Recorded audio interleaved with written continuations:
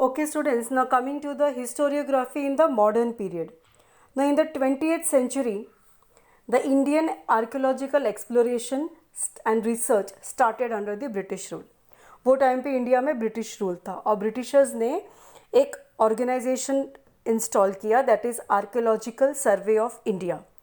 और उसके जो पहले फर्स्ट डायरेक्टर जनरल थे, he was sir Alexander Cunningham. और इन लोगों ने अपना रिसर्च चालू कर दिया, खुदाई करके, digging and all those things and trying to find out the history of India. और उसका बेस उन्होंने क्या पकड़ा, जो भी बुद्धिस्ट टेक्स्ट उनको मिले, मतलब गौतम बुद्धा के टाइम पे जो टेक्स्ट लिखे गए थे उसके बेसिस पे, after reading that, after studying that, they started digging as those places.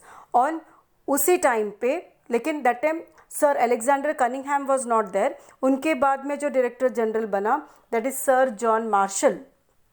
उनके टाइम पे हरप्पन सिविलाइजेशन, ये पूरी सिटी मिली थी when they dug. And because of this discovery the antiquity of Indian, antiquity का मतलब होता है एंशियंट पास्ट, जो है वो बहुत पीछे तक चला गया, that is 3rd millennium BCE. और उसका तो हमें प्रूफ मिला. इसका मतलब कि वो टाइम पे भी इंडिया में लोग थे, लेकिन उसके पहले भी हो सकता है, उसका प्रूफ हमें नहीं मिला. सो it could be traced to 3rd millennium BCE or even earlier. Now there were many British officials in India who wrote about the Indian history. और उनका जो राइटिंग्स है वो अगर हम पढ़ेंगे तो हमको पता चलता है कि कितना स्ट्रॉन्ग इन्फ्लुएंस था of colonial policies of the British. Colonial मतलब जो वो लोग कॉलोनीज़ बनाते थे, मतलब वो लोग आके बिजनेस के नाम पे आते थे, फिर बाद में वहाँ पे कब्ज़ा करते थे और वहाँ पे अपना रूल करते थे, उसको कहते हैं कॉलोनीज़.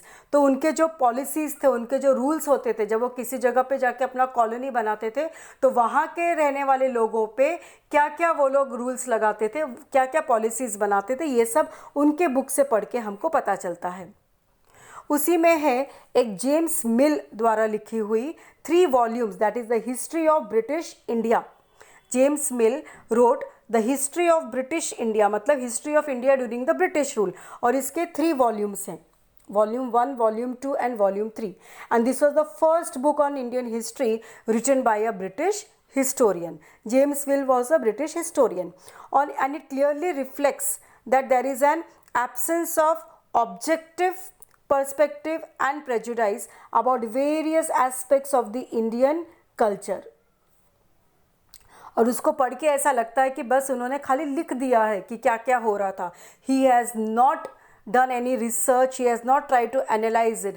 खाली उनके तरफ से उनको लगा कि ये चीज़ गलत है, ये ऐसा है, उन्होंने लिखा.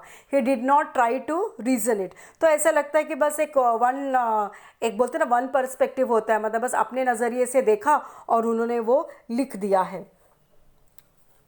Then the history of India written by Mount Stuart Elphinstone, who was that time the governor of Bombay, was also published in 1841. तो वो टाइम पे बॉम्बे के जो गवर्नर थे माउंट स्टॉट एल्फिस्टन, उन्होंने भी एक बुक लिखा, द हिस्ट्री ऑफ इंडिया. उन्हीं के नाम पे एल्फिस्टन रोड स्टेशन है और वो 1841 में पब्लिश हुआ.